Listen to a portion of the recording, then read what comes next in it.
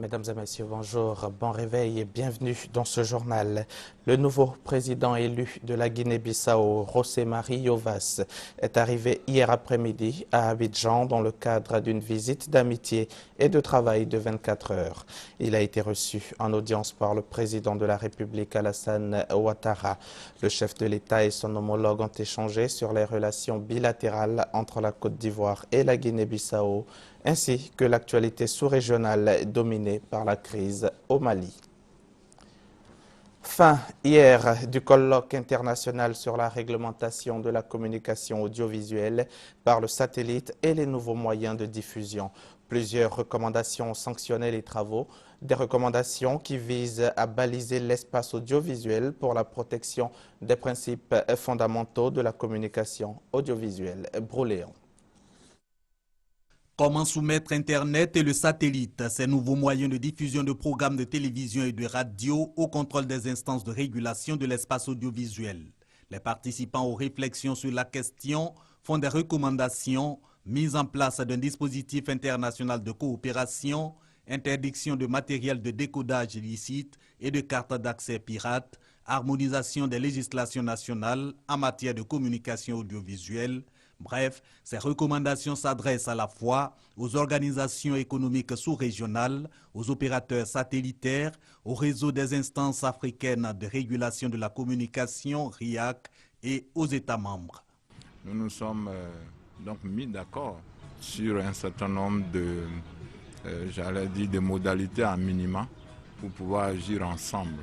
Parce qu'aucun pays ne peut tout seul réguler les nouveaux médias. L'objectif n'est pas d'entraver la liberté de la communication audiovisuelle. Bien au contraire, c'est de la promouvoir et surtout de l'encadrer en respectant les dispositions législatives et réglementaires de nos pays. Parce que nous avons aussi une souveraineté nationale à protéger. Ce colloque d'Abidjan, les participants ont convenu de l'institutionnaliser. Il s'agit tous les 2 ans d'harmoniser leur point de vue sur les problèmes qui assaillent l'espace audiovisuel, une décision prise au regard du succès de cette rencontre. On devra basculer de l'analogique vers le numérique. Donc il est important que chacun se prépare. Après une rencontre de ce genre, on se sent pas plus savant, mais en tout cas moins ignorant. Si elles sont prises en compte, les recommandations du colloque d'Abidjan vont permettre de baliser l'espace audiovisuel africain et ce sera tant mieux pour protéger les principes fondamentaux de la communication audiovisuelle tels que le respect de la dignité de la personne humaine, la protection des mineurs, toutes choses foulées aux pieds par Internet et le satellite. Ce jeudi 12 juin, c'est la journée mondiale de lutte contre le travail des enfants. Et à l'occasion de cette commémoration, le gouvernement s'engage à faire la promotion de la protection sociale en faveur des enfants défavorisés. Gabriel Zani. Selon un rapport de l'Organisation internationale du travail, un enfant sur 8 est soumis aux pires formes de travail dans le monde. Fait qui met en péril leur bien-être moral, mental ou physique. Il y aurait aussi des millions d'enfants assujettis à des activités condamnables telles que l'esclavage, la servitude qui comprend la prostitution, l'enrôlement dans des forces armées. En Côte d'Ivoire, à la faveur de la journée mondiale contre le travail des enfants, célébrée le 12 juin de chaque année, le gouvernement prend l'engagement de développer les systèmes de sécurité sociale pour protéger les droits des enfants. Le Comité national de surveillance, CNS, et le comité interministériel CIM de lutte contre la traite, l'exploitation et le travail des enfants travaillent en permanence dans une approche participative avec l'ensemble des partenaires sociaux pour la mise en œuvre du plan d'action national 2012-2014 de lutte contre la traite, l'exploitation et le travail des enfants. Une protection sociale centrée sur les enfants vulnérables n'est possible qu'avec l'implication de tous les acteurs de la société.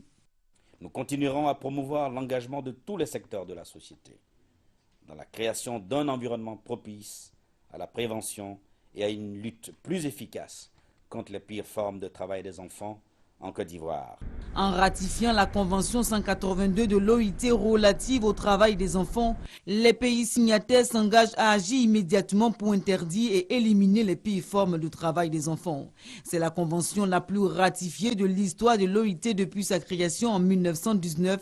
Cependant, dans bien de pays du monde, le travail des enfants reste encore une réalité quotidienne. À quelques jours de la fin du RGPH 2014, l'opération de recensement de la population et de l'habitat à Foussiata-Bambalamine sensibilise les populations. La ministre de la Communication était hier soir dans la commune de Koumassi. Reportage Sidonie Davila.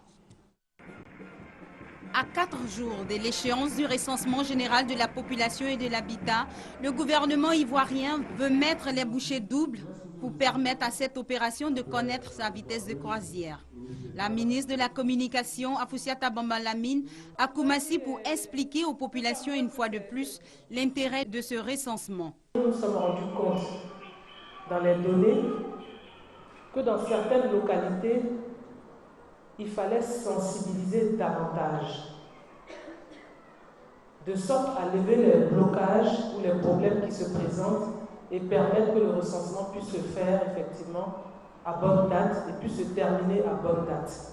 Pour construire, je dirais, un développement, il faut nécessairement avoir un bon recensement qui nous permette effectivement de faire une prospective. Cette phase de sensibilisation achevée, la ministre de la Communication, accompagnée du premier magistrat de la commune, s'est rendue dans des ménages pour assister à une séance de recensement. À travers cette étape, elle a voulu toucher du doigt les réalités du terrain et faire comprendre la portée de cet exercice. Nous avons été heureux de constater que les familles, les ménages, on va dire, sont prêts à recevoir les agents recenseurs. Et ils nous l'ont dit eux-mêmes, qu'ils avaient quelques frayeurs, effectivement, par rapport aux agents recenseurs qui venaient les rencontrer. Aujourd'hui, non seulement ils voient l'importance du recensement, mais ils se rendent compte que c'est véritablement ces agents recenseurs-là qui viennent les recenser. Et ils ont le courage de répondre aux questions. Et même d'être aussi, je dirais, leur porte-parole au niveau des autres populations qui ne se sont pas encore fait recenser au niveau de Koumassi. La ministre, avant son départ, a encouragé les agents recenseurs, au nombre de 179 pour le compte de Koumassi, à mettre le cœur à l'ouvrage pour permettre d'atteindre un taux de 100%. Elle a par ailleurs demandé aux chefs religieux et communautaires d'accompagner cette dernière phase du RGPH, car la cause en vaut la peine.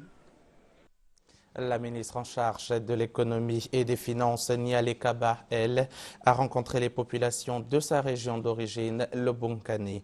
Elle les a exhortés à ouvrir leurs portes aux agents recenseurs afin de permettre au gouvernement de mieux planifier les actions de développement. Reportage signé Sylvie Touré.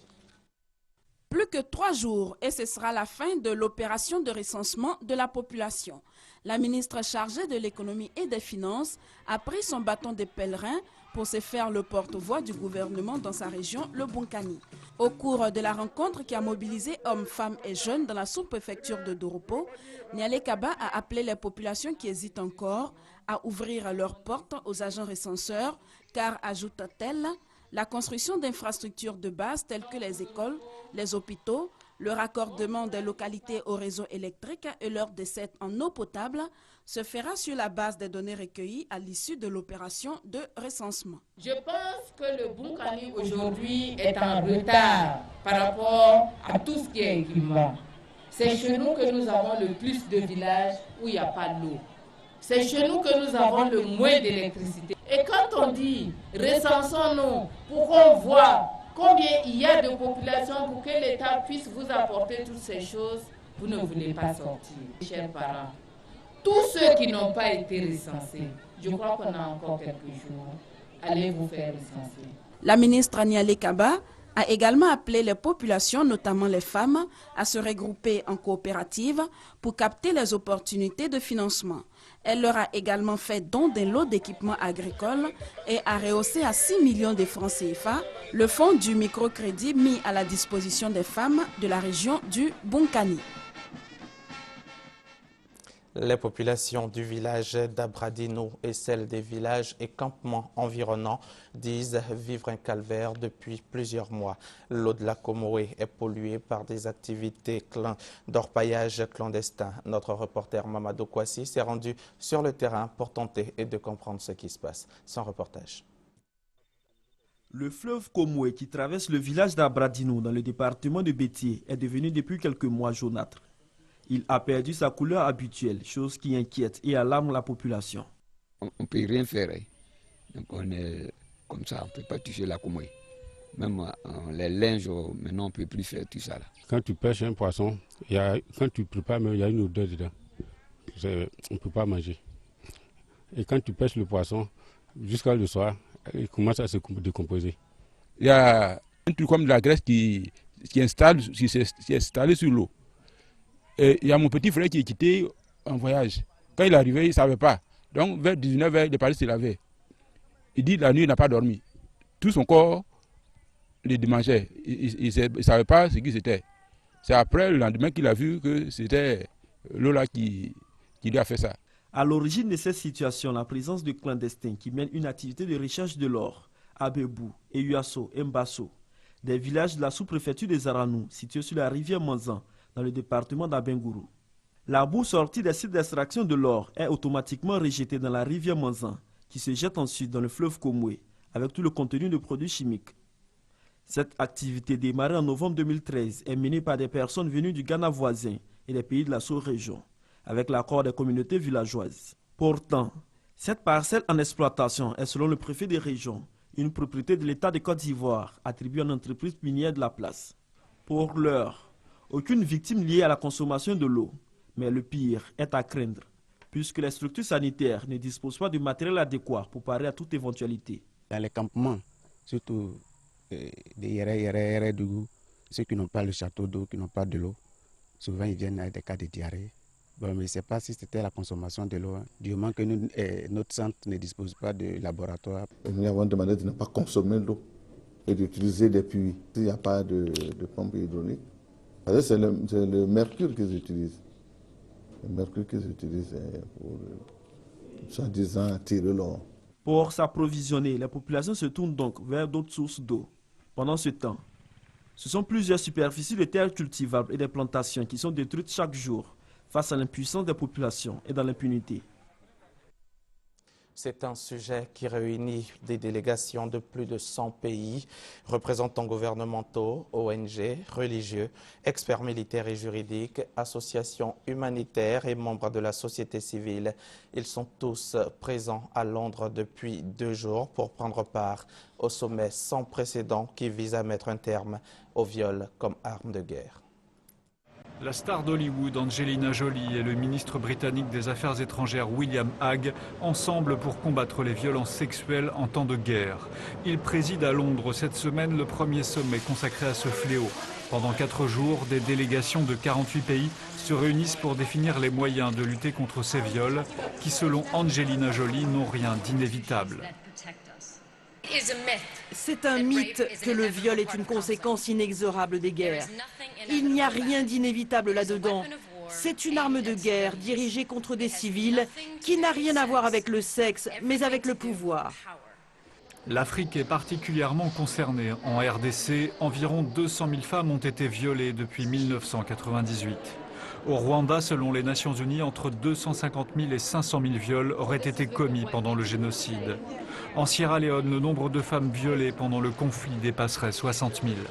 Au cours de ce sommet, des ateliers, des conférences et des expositions sont ouverts au public pour éveiller les consciences, créer un élan qui puisse déboucher sur des actions concrètes.